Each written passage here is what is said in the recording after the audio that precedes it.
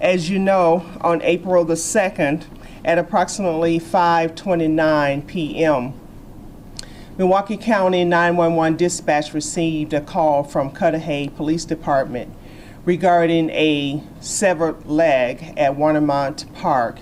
It was near the golf course and the pumping house. And so the leg was amputated from the around the hip down. It all started with the leg. On April 2nd, 2024 at 5:29 in the evening, a call came into Milwaukee County 911. A severed human leg had been found at Warnimont Park in Cudahy, right along the cold edge of Lake Michigan. Amputated from the hip down, pink toenail polish still on the toes. Then came a foot, found near 31st and Galena. Then a torso. Then an arm washed up on a beach 53 miles away in Waukegan, Illinois. And then investigators made a discovery, so disturbing that a juror later called it the most evil thing they had ever seen. A deleted photo recovered from a suspect's phone. A photo of him holding a piece of her body, like a trophy. And through all of it, the body parts, the burned car, the blood on the walls, this man stood in court and said 2 words, not guilty. I would like to start by saying that from the bottom of my heart, my deepest and most sincere condolences go out to Sade's family, as well as everyone else affected by this tragedy. That being said, Your Honor, I took this to trial without ever once trying to make a plea deal of any kind, because I did not commit these crimes. And so I plan to appeal my convictions while I hope and pray that further investigations not only prove my innocence, but find and deliver true justice. She did. Her independence was finally allowed, and she was finally beginning to be happy. He ended it as soon as it started. He made it so she went through 19 years of hardships and abuse, and then after working hard to escape it, had no life left to be able to enjoy it. No chance to learn from whatever normal minor mistakes she made, as any 19-year-old does. You're a coward. My daughter is a hero. My daughter is a hero. She has saved so many other women from this demonic serial killer that there's no telling how many more people that he has killed. If you had any type of decency, but you are a devil, if you had any type of core piece of anything left in your demonic soul, or if your parents, your devil parents had any type of respect, I don't even know how they could sleep at night, knowing what type of demon son they raised, and then tried to cover it up. Y'all tried to flip that house. Y'all done did so much whole shit, it don't make no damn sense. But here's what you need to know. Her family had been tracking her phone. They knew exactly where she went that night. And the evidence that followed was so overwhelming that the jury took less than 45 minutes to convict. So who is she? And how did a first date end like this? You're watching True Crime Unravelled. If you're on YouTube, hit that subscribe button and the notification bell. Don't keep yourself out of the family. Find us on Facebook and Instagram at True Crime Unravelled TV. And if you've been watching, liking, commenting, or sending super thanks, we see you and we are deeply grateful. Now, let's get into this story. Sade Robinson was 19 years old. She grew up in Vicksburg, Mississippi, attended Ida S. Baker High School, then Riverside High, and eventually made her way to Milwaukee Area Technical College, where she was studying criminal justice with dreams of joining the military. She worked at Pizza Shuttle on Milwaukee's east side, just up the road from her apartment on North Commerce Street. Coworkers described her as having an easy smile and a work ethic that made everyone around her better.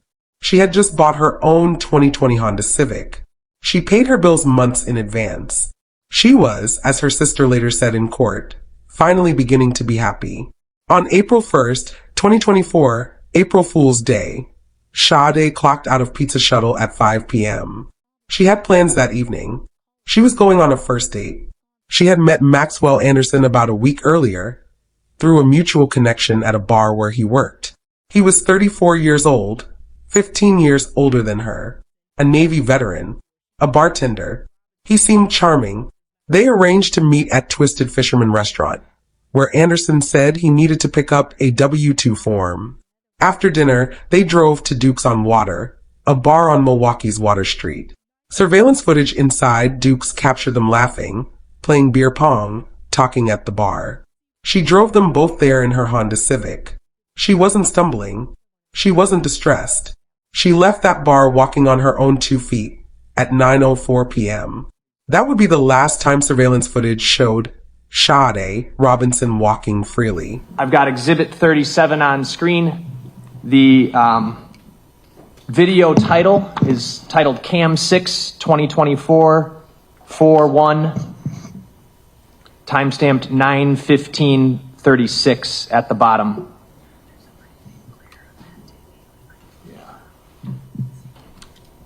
Are you guys getting a glare? Are you good with that TV where it is? Okay.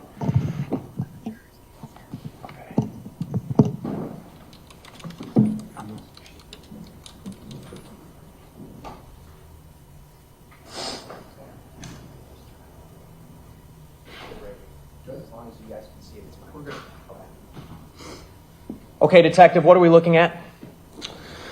We're looking at the, I guess you can call it a parking structure underneath the pizza shuttle.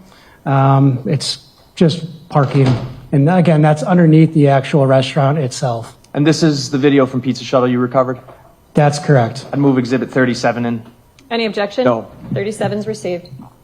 The layout of Pizza Shuttle, we've got this parking structure, which would be, or parking slab, if you will, on street level, right?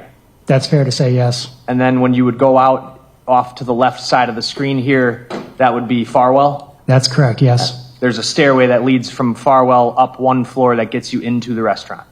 That is correct, yes. Out the back here, that's just an alley, right? Even though you can't see it because of the glare here? Correct. Okay. Off to the left here, what is this that I'm circling? That's Sade Robinson's Honda Civic. I'm going to play this clip. It's less than 2 minutes. What are the shape of her taillights? It kind of resembles like the letter C. You can notice that specifically when the taillights are illuminated.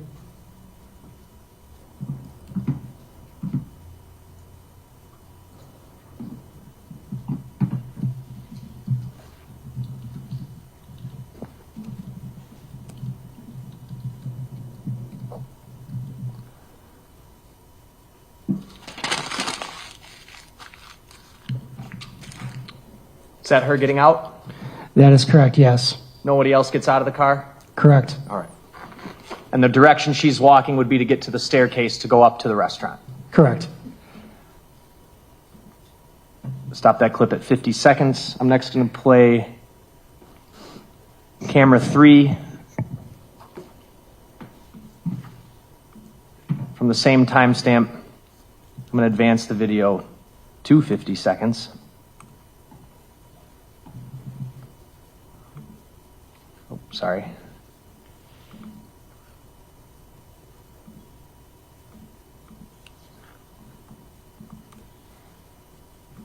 All right.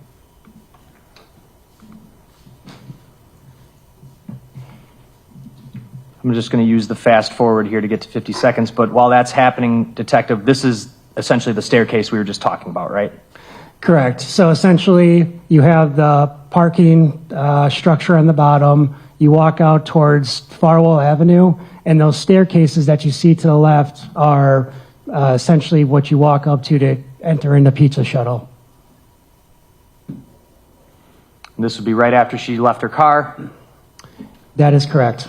Are you able to tell or provide a description of her clothing?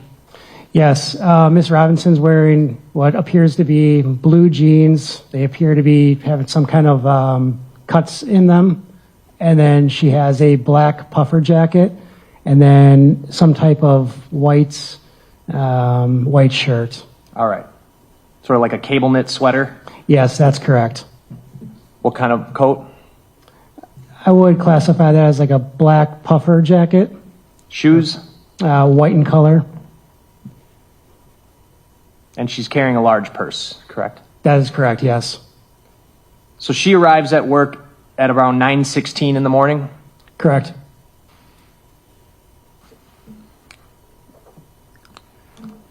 Lastly, I'm going to go back to camera 6.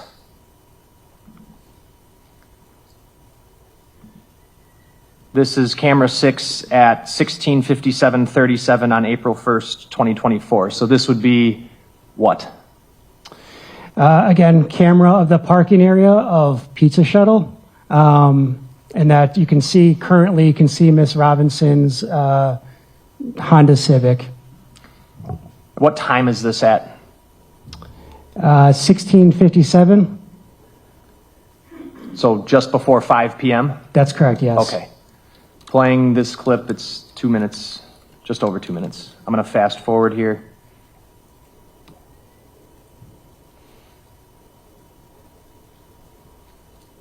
Appears she's sitting in her car, fair? Correct. All right.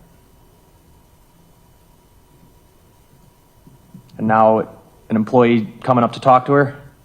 Correct.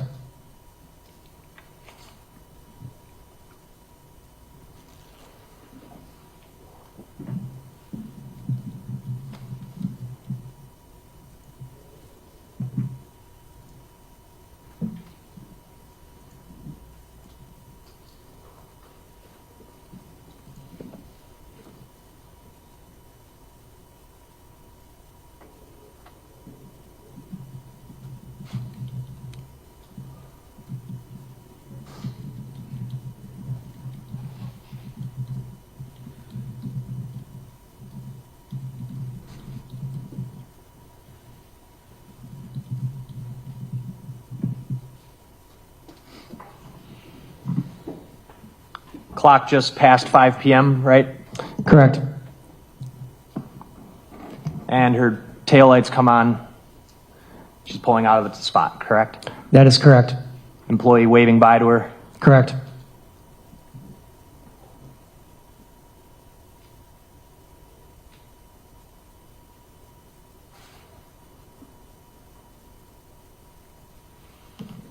And that's the end of the clip. That is correct. So based on that, it looks like she showed up for her work shift sometime a little after 9 a.m. and left pretty much at 5 p.m. That is correct, yes. Is that consistent with information you received from meeting with that manager at Pizza Shuttle? Correct, yes.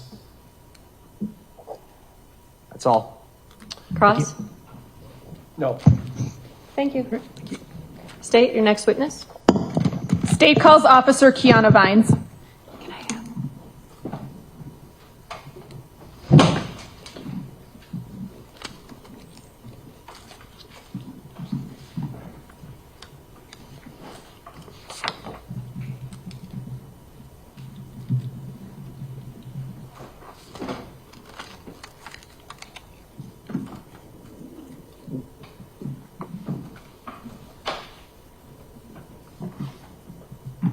Here is where the Life 360 app becomes everything.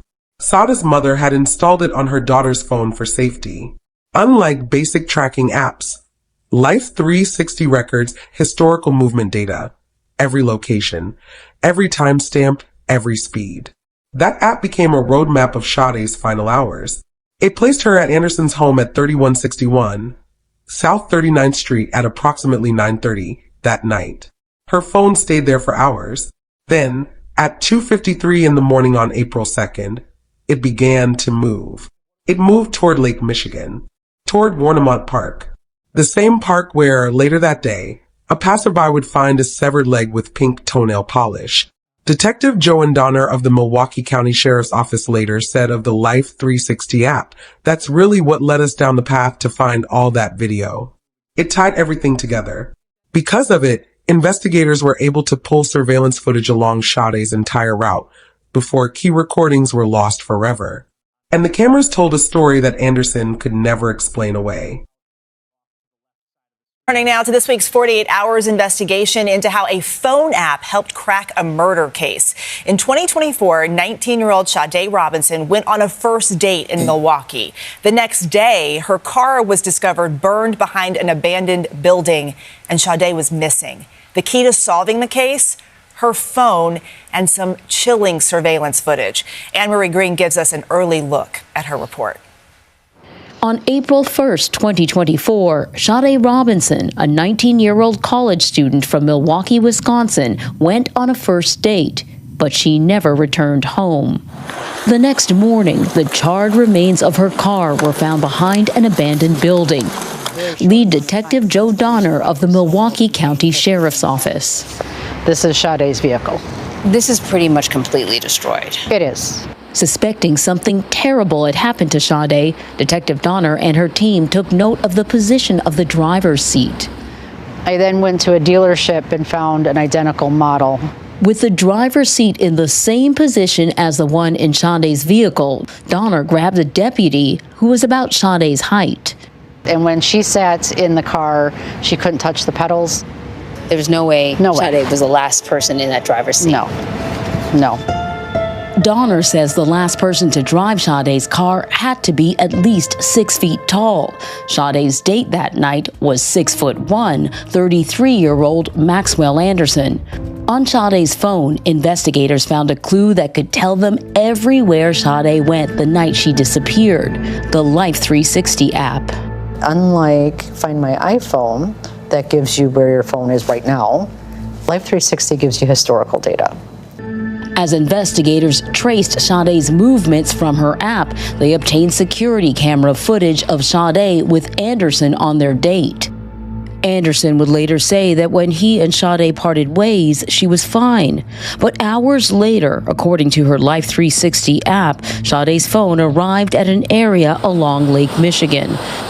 Investigators went there and uncovered this grainy footage of a figure seemingly dragging something to the lake. Who do you believe that figure is? Maxwell Anderson.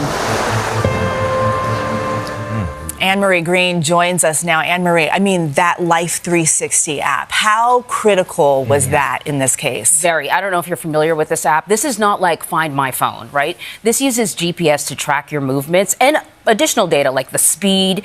They were able to zero in on exactly where she was throughout this date. And because of that, they could very quickly get surveillance video and other evidence that might have been lost if they had been trying to figure this out for weeks. So Sade's last known location was along Lake Michigan at Warnimont Park. How unusual was it for her to be there at night? Very. Right, very. This is one of those sort of large city parks. It's not just the park. A lot of people go to the parks. They don't go there at night. But this particular location was very secluded. It's about, 10 miles from her house, but it's a place that her family said she didn't go to very often. Such an interesting case. We can't wait to see your full story. Anne-Marie, thank you for being here. And you can see her report, Sade Robinson, The Secret Beach on 48 Hours, tomorrow night at 10, 9 Central here on CBS and streaming on Paramount+. Sade's burned 2020 Honda Civic was found early on the morning of April 2nd, torched in an empty lot near North 29th Street and West Lisbon Avenue. Investigators noted immediately that the driver's seat was positioned far too far back for Sade, who stood under 5 feet 4 inches, to have reached the pedals. The last person driving that car had to be at least 6 feet tall. Maxwell Anderson stood 6 feet 1 inch. Grainy surveillance footage captured a tall figure walking away from the burning car, then boarding a Milwaukee County Transit bus back home, as if nothing had happened. That same morning, a short walk from the car fire, near 31st and Galena, a human body part was found. Then another on April 6th. Then more. On April 18th, a torso and arm washed ashore in South Milwaukee. Weeks later, an arm surfaced on a beach in Waukegan, Illinois, 53 miles from Milwaukee. Investigators searched by flashlight, by sonar boats, by foot. On one day, Sade's family walked 21 miles searching for her. Her cousin Kiki found what appeared to be a human bone. Sade's sister Adriana found a blanket with Sade's face on it lying on the ground and kept searching. Her head has never been found. When police executed a search warrant on Anderson's home on April 4th, just 3 days after the date, what they found was not the home of a man who snapped. Blood was found on the walls. A plastic tarp covered the floor. A so-called sex dungeon had been constructed in the basement. 51 knives were recovered from the kitchen alone. This was not chaos. This was preparation. The plastic tarp alone tells you everything.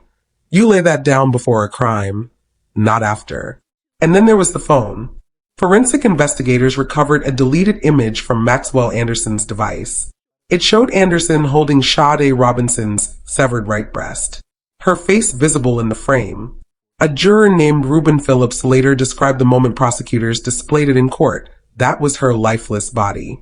And that shook me. All the other pictures were horrible. But when I saw those, man, that was just something different. Another juror said it sealed his decision. That photo wasn't taken by accident. It wasn't shared by mistake. It was deleted because he knew exactly what it meant. And then there was this. On the night Sade Robinson was murdered, Anderson turned on Netflix.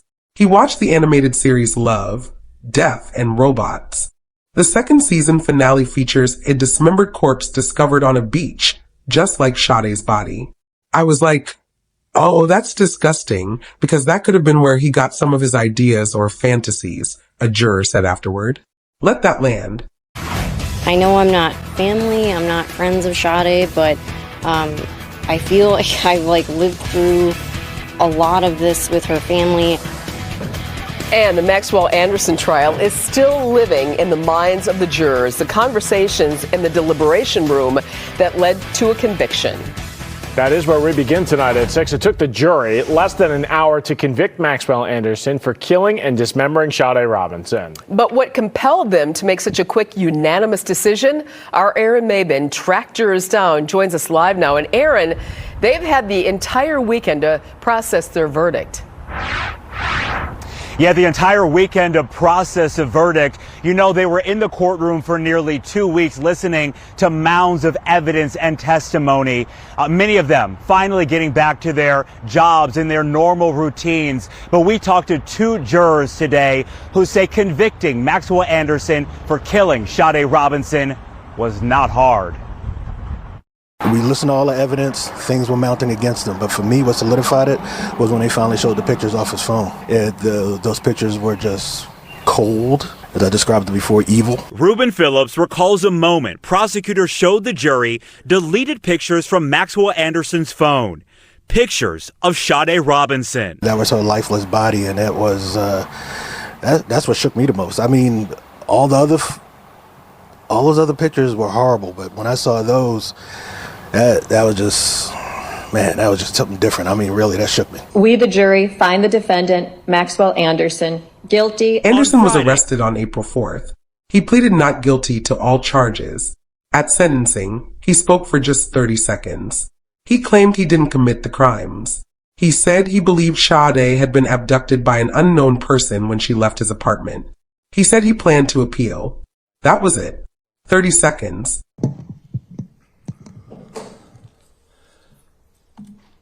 I would like to start by saying that from the bottom of my heart, my deepest and most sincere condolences go out to Sade's family, as well as everyone else affected by this tragedy.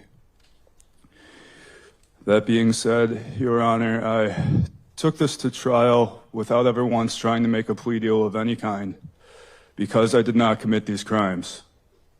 And so I plan to appeal my convictions, while I hope and pray that further investigations not only prove my innocence, but find and deliver true justice. Anything else you wish to say? No, ma'am. In the face of the surveillance footage, the Life 360 data, the blood on the walls, the plastic tarp, the burned car, the body parts scattered across 2 states, the deleted photo, the jury deliberated for less than 45 minutes. The defense called no witnesses, not one. On August 1st, 2025, Maxwell Anderson was sentenced to life in prison without the possibility of extended supervision. Before the sentence was read, the family spoke.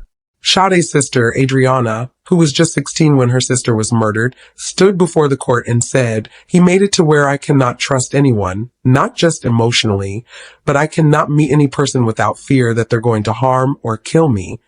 Because all my sister did was meet someone, and as a result, he ended her life." Her father, Carlos Robinson, said quietly, "People lose their children. That's sometimes a part of life. I understand that. But to lose your child in this manner is unthinkable." And her mother, Sheena Scarborough, looked at Maxwell Anderson and said, "My daughter had to cross your demonic path. You plotted and planned to kill her. How dare you? When you touched my daughter, you messed with the wrong family.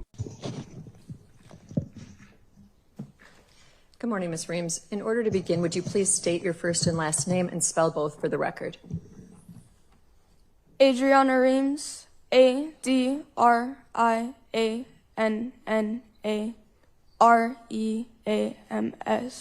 Ms. Reams, what would you like to say?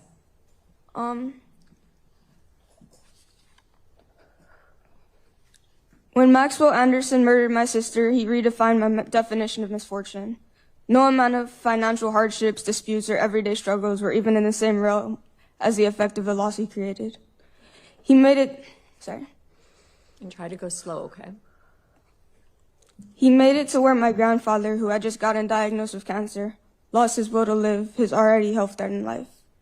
He was mentally sick and constantly bedridden. He could not even garden, which is a core part of his life that I have seen him do every year that I have been alive. He made me witness my hypersensitive grandmother on the verge of heart attack several times. Breaking down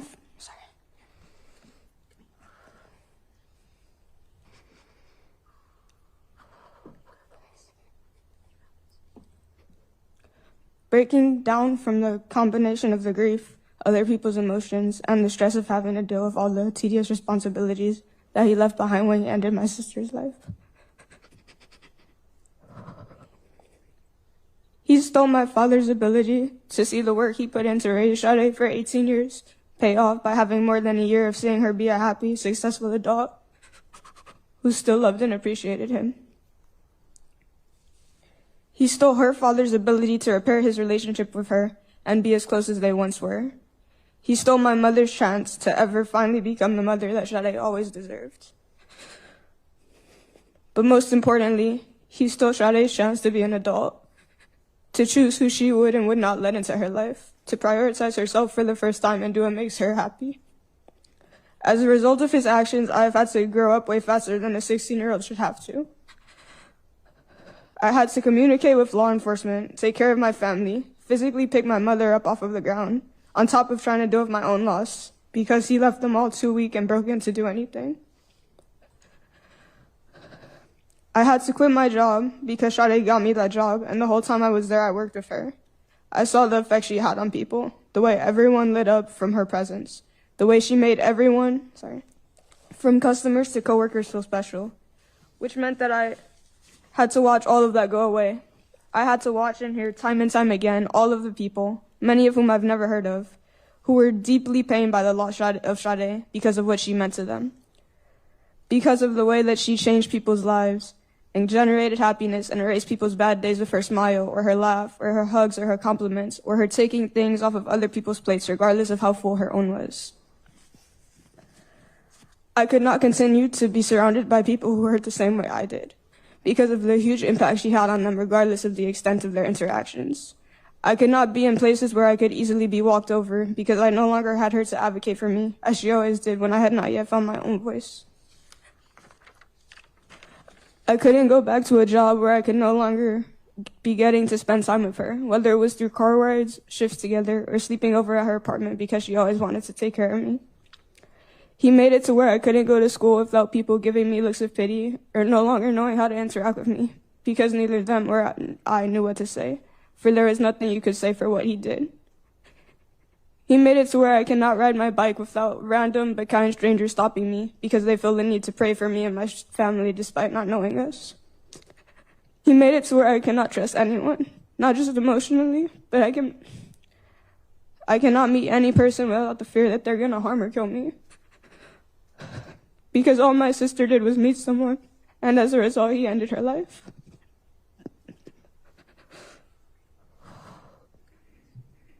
He stole my ability to feel momentary happiness without feeling guilty for enjoying my life when I know Sade will never get to enjoy hers.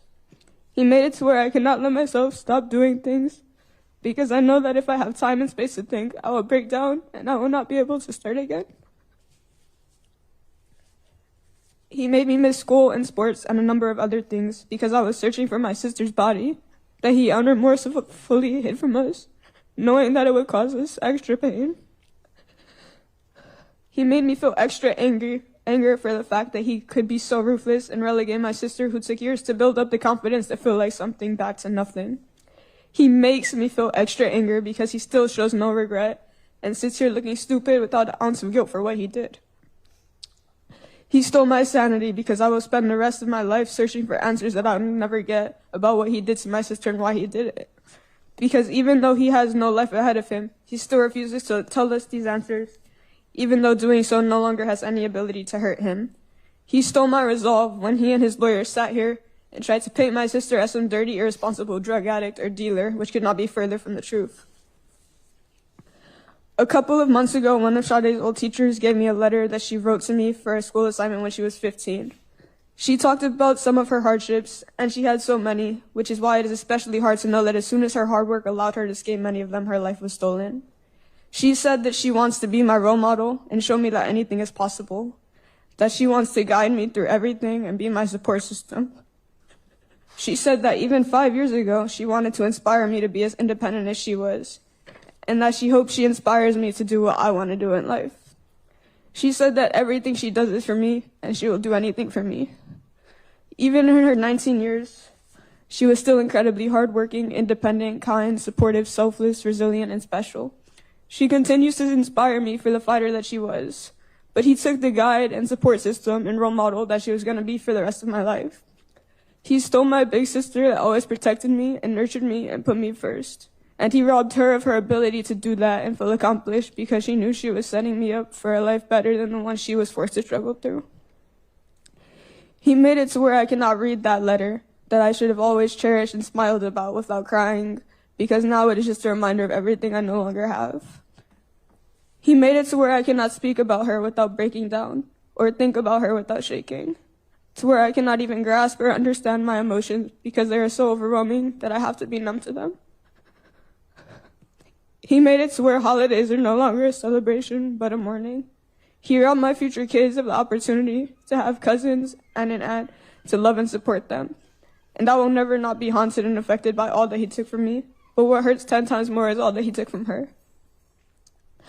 Sade deserves to be selfish and irresponsible. She was working from the time she was 14 because she did not have anyone she could comfortably rely on, and she felt the need to be self-sufficient. People only ever took from her. They took advantage of her because they knew how kind and generous of a person she was. As she grew, she began to stand up for herself, but she never stopped showing people grace, never let one or a few bad people ruin her open-mindedness and magnanimousness for everyone she met. As she became more comfortable after saving up hard-earned checks and tips for years, and buying her own car and apartment without any help from anyone, she began to dream bigger. She was able to think about more than just getting by, and develop career aspirations while remaining responsible and paying all her bills months in advance, and still affording to finally enjoy the little free time that she had. Whether it was saving up for big vacations where she could go meet new people and experience new cultures as a social butterfly that she was, or taking a little breather and going out on one of her rare nights off between being a full-time college student on top of working over 60 hours a week between 2 jobs. She had every right to, and no matter what picture anyone paints, she was always responsible when she did. Her independence was finally allowed, and she was finally beginning to be happy. He ended it as soon as it started. He made it so she went through 19 years of hardships and abuse, and then after working hard to escape it, had no life left to be able to enjoy it. No chance to learn from whatever normal minor mistake she made as any 19-year-old does. All she wanted was to be cared for and praised and appreciated, the way she had always done for everyone else, and he instead took her ability to do anything. She was the definition of a fighter, the definition of resilience. She never laid down or backed down, and to know that he took all her power away and stole her ability to fight for herself is the worst thing imaginable. There is nothing that can justify what he did to her, and what he did was much more than just murder or dismember her. He erased her independence, her ability to fight for herself. He tried to erase her existence and her value. Now I no longer have the opportunity to try and give her everything she gave me. I cannot show her how proud of her I am or how much I look up to her. But much worse than me, she can no longer make herself proud or make herself anything. And the only one who took that from her is the man sitting right there. I beg you to not, I beg you to not let this man have any type of parole. You heard his ex-girlfriend describe the psychological abuse and self-harm he tried to impose on her. His behavior is clearly a pattern, and there is no way that after he has demonstrated the extent of what he is willing to do to a person so casually, he should ever walk these streets again. He still refuses to even admit what he did, and the jury and the public did not even have to be there to unanimously know what he did. He is clearly a danger to the public and should never be given another chance to cause anyone such tremendous harm the way he has done to my family. These law enforcement officers and prosecutors worked countless days working to find the truth. You, us, and the jury sat here for 2 weeks hearing all the heinous things he committed. Do not let any of that go to waste. Do not let the loss of Sade go to waste. This man should never walk free again. Thank you. Thank you, Ms. Reams. You spoke well on behalf of your sister.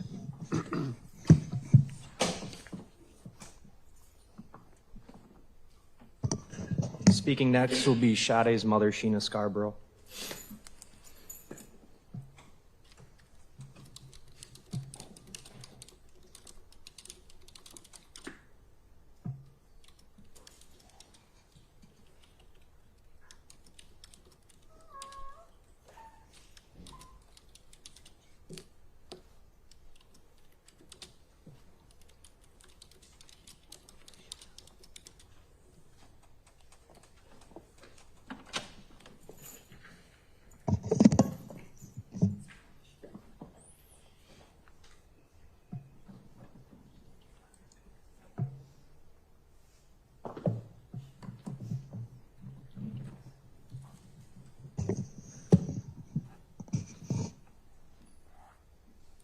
First off, Your Honor, I would like to start off with, my name is Sheena Scarborough, SHEENA SCarbrough.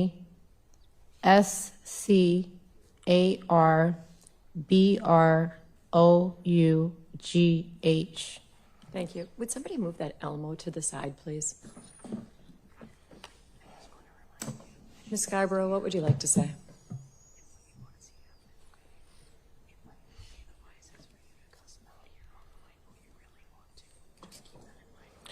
I am the mother of Sade. I've raised my daughters. We are light worker people. We are very angelic individuals. For us to even be here, I'm going to have to ask. I wanted to go before my daughter because I need her to be protected by this heavy demonic energy that is residual in this courtroom, this devil and his entire demonic family in this courtroom. It's very heavy to where I can't even talk.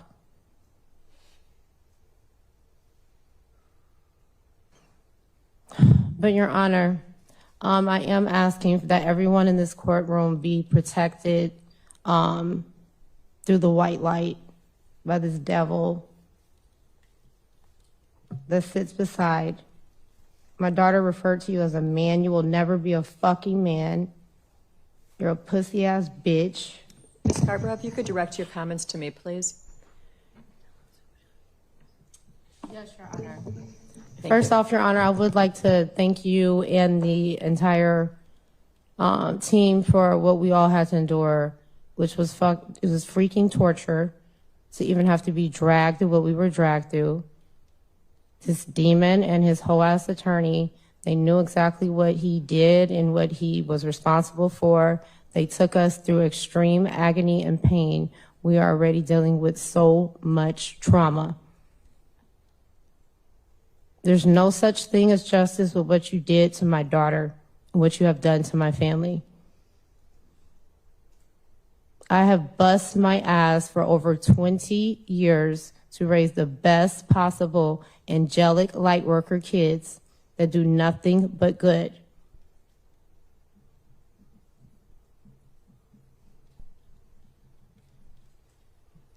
My daughter had to cross your demonic path.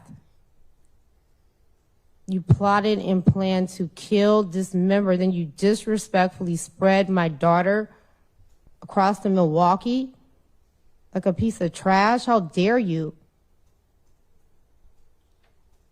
My daughter was everything. She was everything to all of us. As my baby explained, she had a different impact in each and every one of our lives.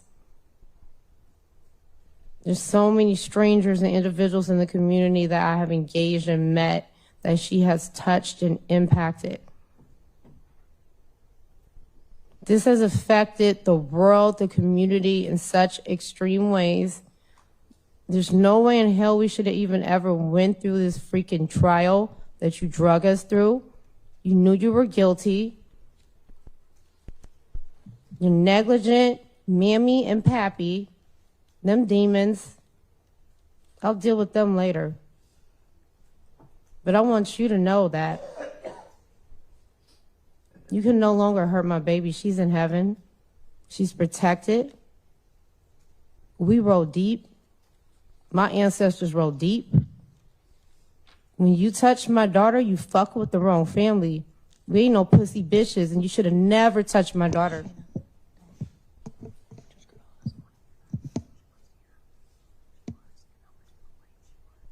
My daughter helped everyone. She fed homeless, she worked 2 jobs, everything Adriana said. The community knows who my daughter was. Everybody knows who my daughter was. How dare y'all even pull that whole shit about that meth? You will not drag my daughter's name down, trying to plot and set up stuff. You gonna carry my daughter's name the correct way in her legacy. You and your family will be held fully responsible for the rest of your life.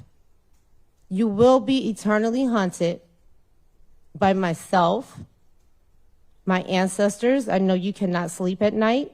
They have already been at you.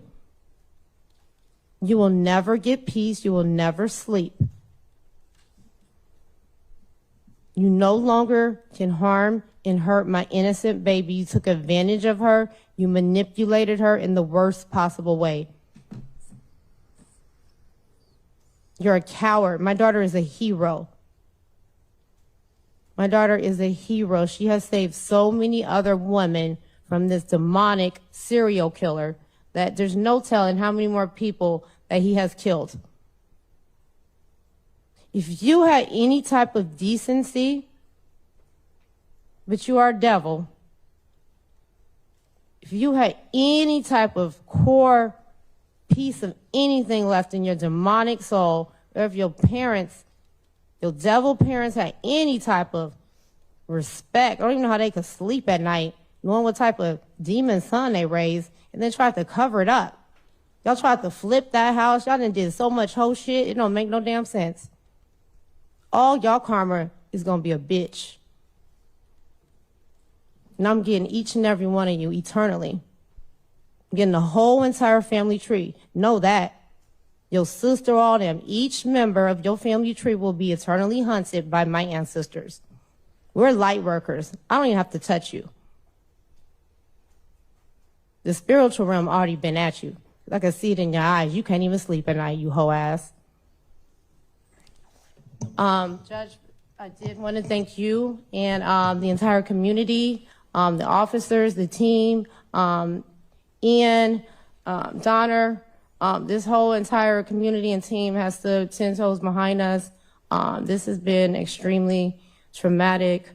This is not even my character. I don't move like this. I've been advocating and helping others my entire life. I come from a mental health background. This was not supposed to happen. This was not a part of our plan. Me and my daughters had goals. They are both very academically gifted and talented. They are overachievers. For this to happen, and we have bust and worked our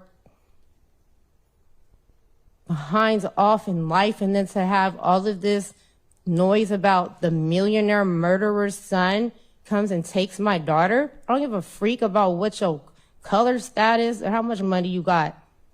You ducked with the wrong family. Because I don't play. You thought you was going to get away. But I'm going to respectfully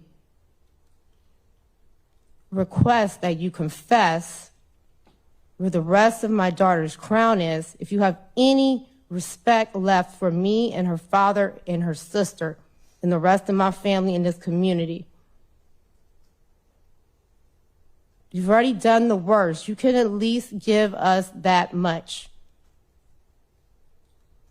You have messed the entire community up. People can't even take walks and go to the park, and everybody's in trauma. This was not your first time doing this.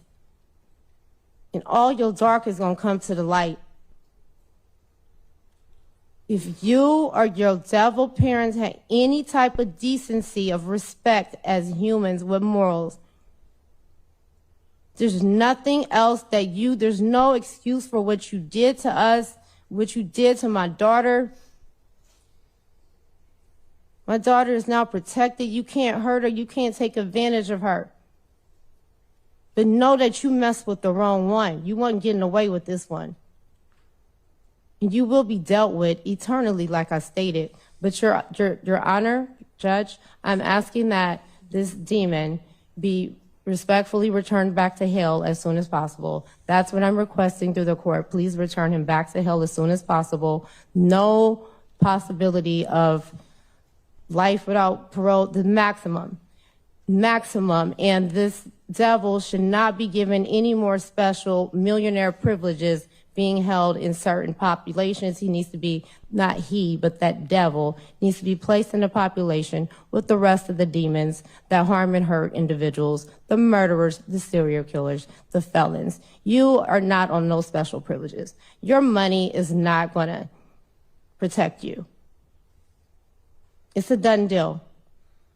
Sade's justice is just now beginning. And you and all of your family will eternally pay for what you did to us. Thank you, Ms. Scarborough.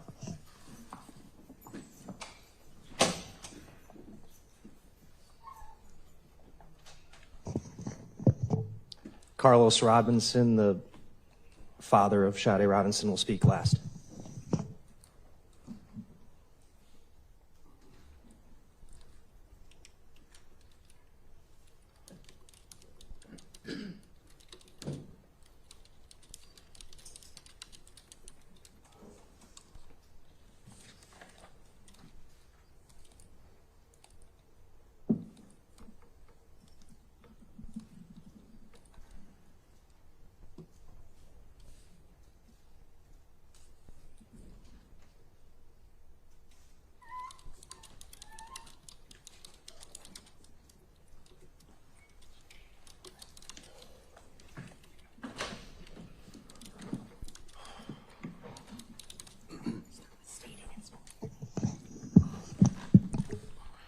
My name is Carlos Robinson,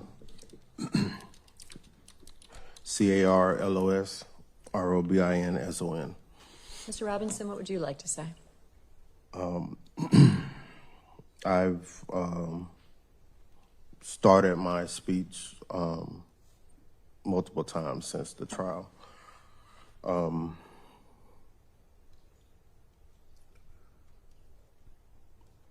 My daughter was an amazing person.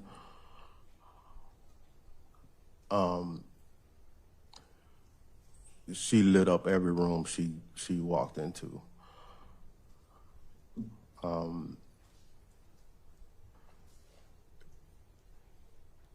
She changed my life from her birth.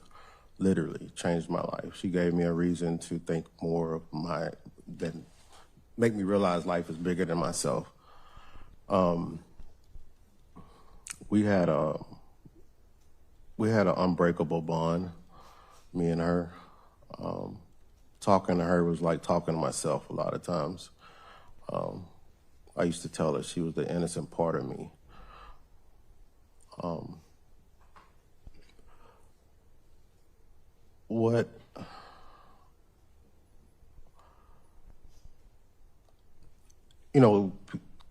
People lose their children.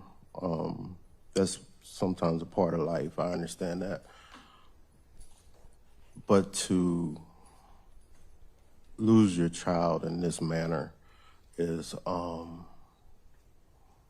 unthinkable. No, I've tried therapy and all kind of treatments, and it's nobody can help me get through this process because everybody says nobody has ever been through this. What he has done is inconceivable. And to know that there's a chance I might not even have her completely to be able to put her at peace brings me night terrors and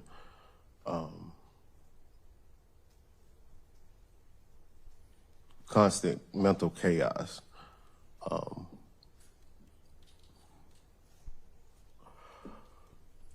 He has this.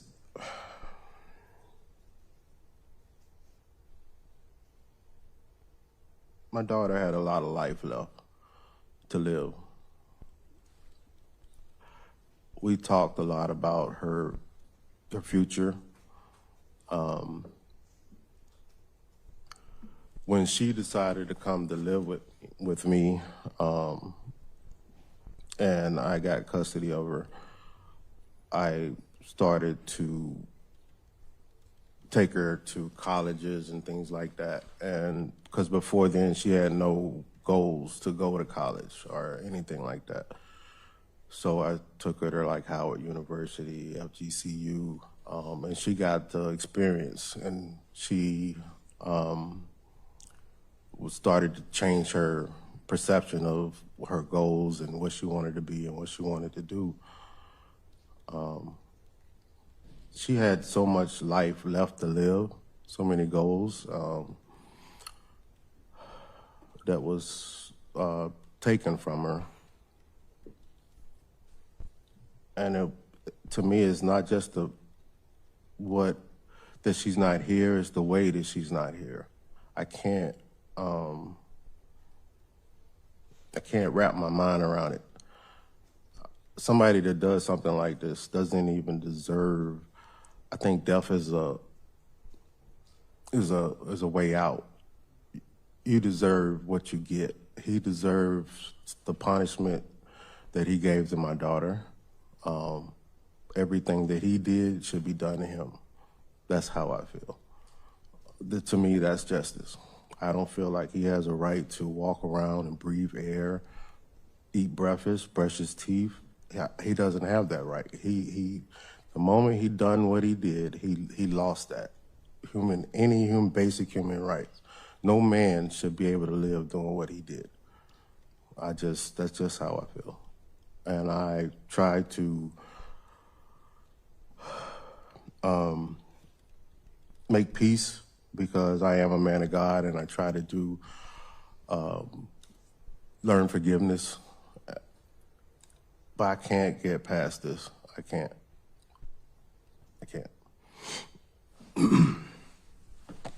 After the sentencing, outside the courthouse, Sheena spoke to the cameras through tears and through something that looked like fire.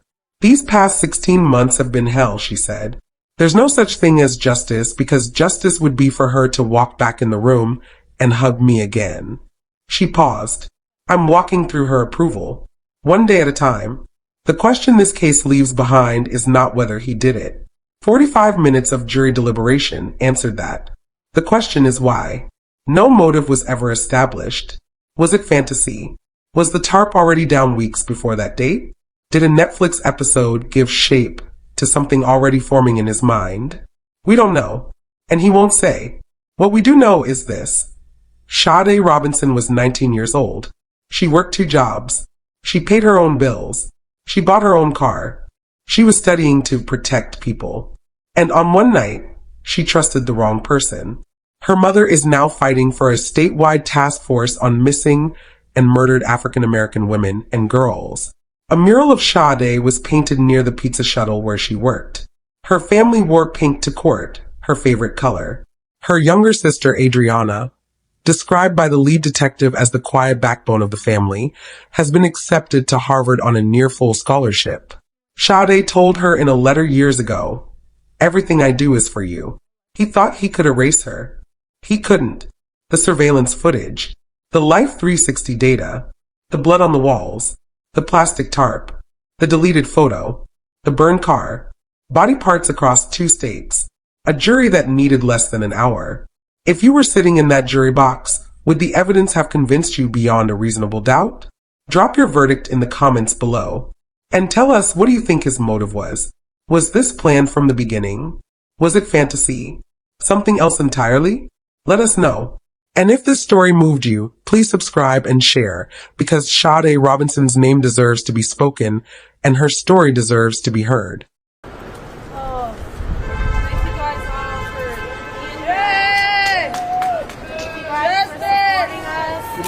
One more step forward. Okay. Thank you. Thank you. Yeah, thank you guys all for being here with us throughout this entire, experience. These past 16 months have been hell. We love you, baby girl. Your mommy and your daddy, we love you.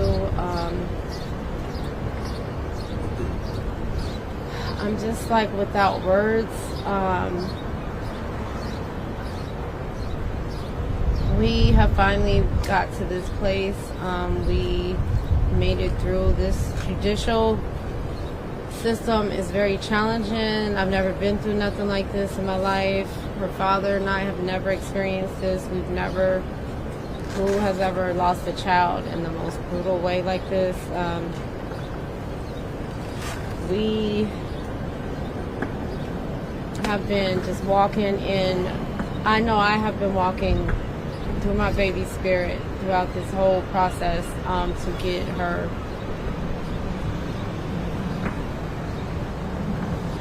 maximum form of, it's hard to say justice because there's really like no justice for us. She's not here with us, but I guess through the eyes of others who are still out there fighting and trying to get justice for their babies. Respectfully, I will acknowledge that we're very grateful and blessed that we are able to be at this point and have the justice for our daughter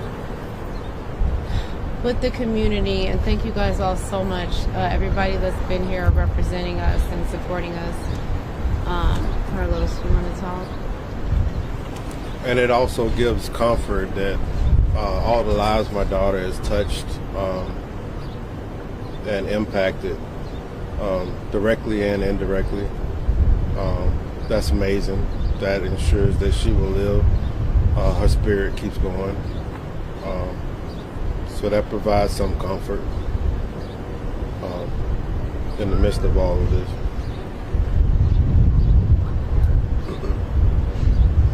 Yeah, definitely. Just to everyone, this has been very emotionally challenging and trying. Now it's like every week I look up, there's been another something. We just got the verdicts, now the sentencing. So now I can finally try to attempt to, along with my baby, Adriana and her father, we can try to attempt to start the healing. And the grief process, I know for myself, I have not really been allotted, like I've explained, to grieve. So, just respectfully, I did just want to make there's been some things going on. Oh, and thank you, Representative Stubbs is here again. Representative Sheila Stubbs, as you all know, she's been doing some amazing things. I'm from Madison to get the Missing and Murder Task Force going for our Black and brown women, indigenous women as well. You will see her present with us all.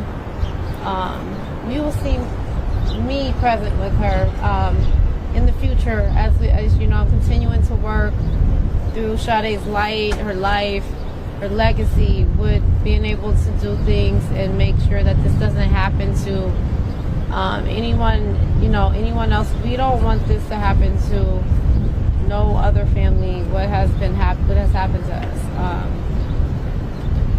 Just continue. Like I said, follow us. Through the foundation. You guys know I'm working on a few things, implementing several things. I really don't want to dwelge into everything today. I just want to kind of take today to be calm, peaceful, be with my family. I do a lot of interviews, as you all know.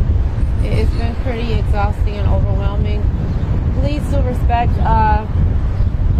not only, myself and my family, but just crime victims' families, as I've been maneuvering and engaging other crime victim families and starting to slowly be able to support and work with other crime families, which I'll be doing through the foundation. It's very, be very, words, people say a lot of things about words, but there's a lot of disrespect and there's a lot of rude things on the media, different types of stuff. Be careful what you put out. Like I said last time, the energy that a lot of people put out, pay attention to it, because karma does exist, and you don't want to put that out onto other, crime victim families. They're going through enough trauma that they don't have to be attacked. There is some information going around also about someone's writing a book. I don't even have her profile picture pulled up. Kiki, but no, that's my niece, Vicky. But like, she's like, I can't. There's too much things going on. I'm not going to be paying attention to all these things, but I am going to make it known that, do not move disrespectfully in my daughter's name, her legacy. No one will be writing any types of books or doing any type of things like that outside of me, her father, her sister. We are the family. No one will be moving ahead of us.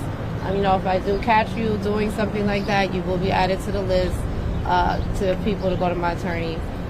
It's just some little messy stuff going on past couple of days with Arthur writing a book on my daughter. Like, that is just one of the disrespectful things. Like, can you let us get through the damn sentencing and get out the door? And can we have a moment to grieve before people are talking about writing books and stuff? So be respectful of crime victims like that. Families, they're mourning, they're grieving, they're trying to get justice for their children at the same time. But they already have to deal with the criminal justice system and the layers and trying to advocate for their kids and learning things. This is hard. This is the hardest thing I've ever done, and any parent can imagine. So I'm not going to overtalk. I'm so thankful to all of my family, my friends, and I'm leaving. Let Carlos close it out. I'm done talking, Carlos. Well, I don't talk much.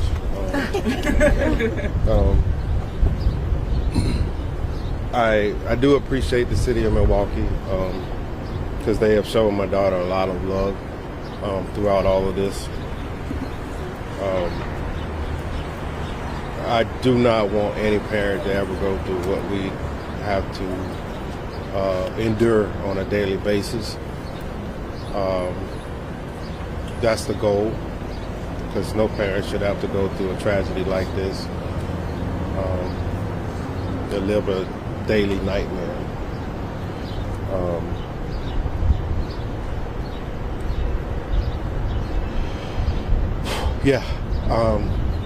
I don't talk much anyway, so I thank y'all and appreciate y'all. Yeah, thank you guys. Thank you, everybody. What do you guys, you heard his response. What do you make of his response about this whole case? He doesn't want to take responsibility for his actions. Like the judge said, that seems to be his MO. His whole life he's been living in a distorted reality.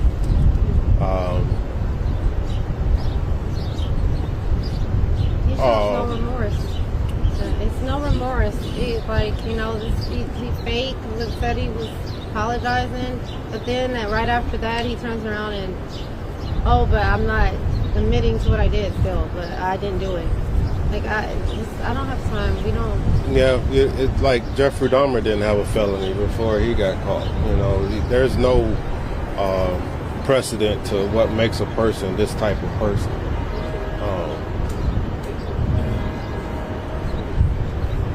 Just please be careful to all of the younger or older OG people dating and this new dating. Just be careful and cautious of who we never know who people are. They claim to be. especially they move, they're manipulative. And, you know, my baby's 19. She's a teenager still, like, you know, literally, legally an adult age, but they're still growing and learning. And then she's just doing, like her sister said, nothing negligent, work hard, play hard. So she was just out.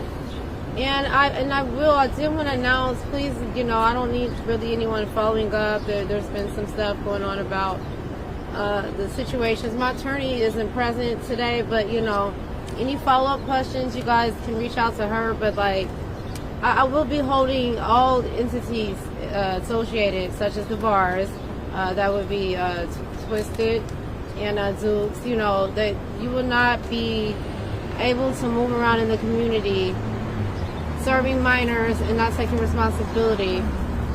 This is nothing is about monetary. Nothing is about monetary, but everyone will be held accountable. So I will be, you know, following up with some of those things to address any types of bars that are currently still doing it. You need to stop it because you will have your license revoked, and I will make sure of it. Anything related to Sade with the negligent behavior, I'm going to make sure of that. I can't keep up with everything that's going on in the community, but we as a community, let's keep an eye out on each other's kids. You know, like if you're aware of individuals that are doing stuff that's not right, like they got to be called out. They got to be called out. See something, say something. Anderson's father's statement seemed a little bit different from his. What was your reaction to what he had to say? Well, he still didn't take. He kind of apologized without taking responsibility for his son's behavior. Trying to play level ground. It's evident of what his son has done, and I get it. That's your son. You also, you know, there's love regardless. It's family, but I feel like it's supportive instead of accountability. And it should be more, he should be holding his son accountable instead of just being supportive in this situation. Ms. Scarborough, you respectfully asked Anderson to reveal where your daughter's crown is. Her head is still missing. How difficult was that, and are you still holding on to hope to finally get that closure? It was very difficult even speaking, being in the same room with that devil and his devil family. At this point, we've been respectfully requesting, and I'm not about to beg no devil bitch. I mean, like, excuse my language, but I'm to a point now. I don't honestly think, I mean, I hope and pray I'm, you know, gonna give him that. We hope one day that he'll tell us where the rest of our daughter is. We hope that he will confess. That is our intentions, but I'm not, you know, not gonna spend every, you know, day. He hurt us today. We're not gonna beg. Sade, our baby,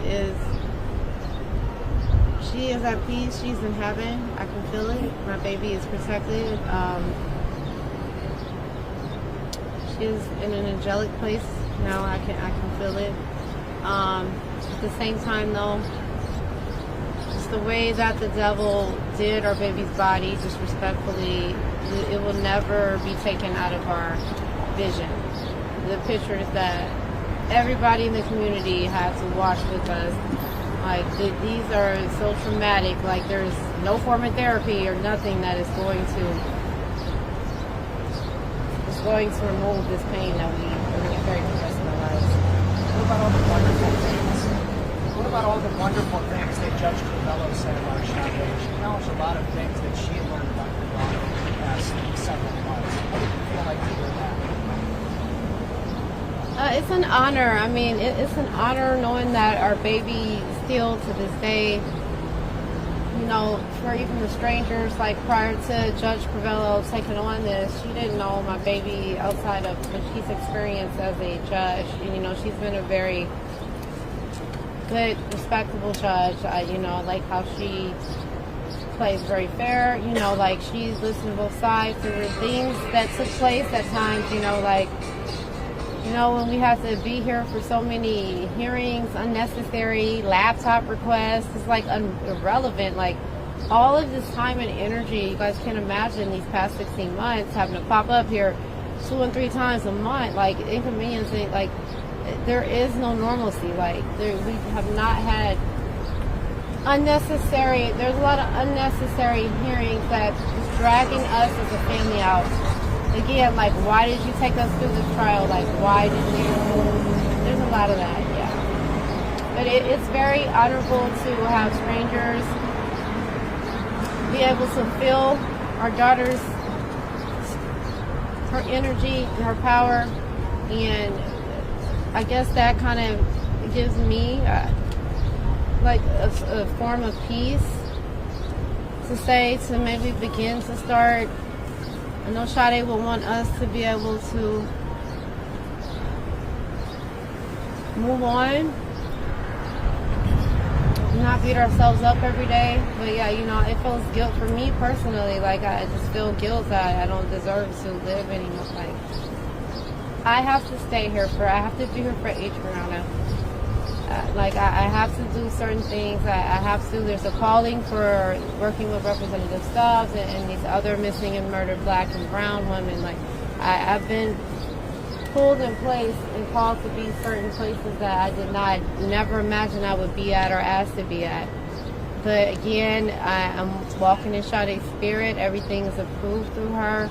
I'm walking through her approval and just taking it one day at a time. I'm very thankful for the support in the community and the blessings. Ms. Scarborough, your younger daughter, Adriana, spoke. She had a pretty lengthy statement. Did she request you do that? And what was kind of the process to have that emotional statement? Oh, yeah. So Adriana has been very present in everything since day one, from when the detectives came out. They were looking for us looking for Sade, I'm sorry. Adriana has been very present. She's been very supportive. I could not have done a lot of things without her, from retrieving the passwords to knowing this to speeding things up to how we are at. Yes, everything that I maneuver in the case, like with the leads, I've been trying to allow Adriana to not have to. She's already dealt with so much grown-up stuff. She's 17. Can she enjoy her last year of normal high school? Possibly. It's never going to be normal. But yeah, anything that she requests to be a part of, she's been right there present.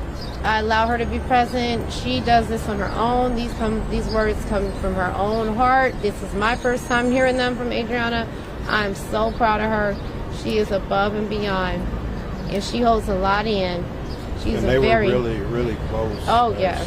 Carlina loved Oh, yes. Really. That was her best friend. Like, Sade was her voice. Like Adriana said, Adriana has been learning so much independent vocal, speaking for herself. She's been doing a lot. Through her sister. Oh, sorry. I apologize, it's already been asked. I just kind of wanted to know what was next for the civil case. I know the lawsuit against Dukes and Twisted was dismissed last week. What's next for your civil suit? Yeah, my attorney Verona is not here, so I'm gonna let her speak. She should be present soon, so I'll let her address those things. I was kind of saying I'm just kind of maxed out, with all these interviews, but you guys will definitely be aware of how we move and what's going on.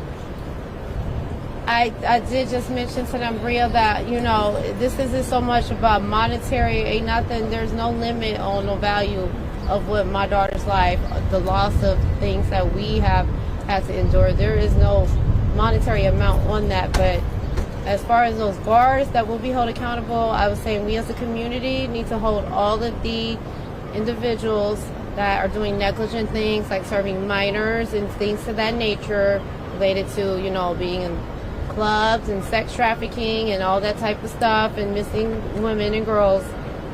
I will be holding them accountable. I would like their licenses shut down. They are clearly have been seen on camera through the whole world, through the streaming. Twisted Fishermen's and Dukes. So I will be addressing those things, one thing at a time. Although you may have seen some things drop, that doesn't mean that that situation is not being dealt with. And Carlos, I saw a moment after your big impact statement where you looked Maxwell Anderson in his eyes as you were leaving out of the courtroom. What did you see when you looked at him? I think that's the first time we actually made eye contact. I kind of saw remorse in his eyes, but I still have a lot of hatred in my heart for that individual. It's hard for me to be compassionate at all, but I did see some remorse there. In what ways would you say you saw remorse? Because I know Judge Rebello, she said she saw it now, but what did you see? Well, I read people, and the eyes are the windows to the soul. So, I even though he didn't say anything verbally, I still saw it there in the background. But he's still a monster, regardless.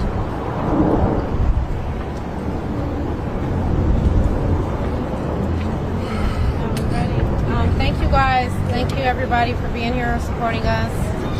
Thank y'all. Thank you. Thank you guys. Oh,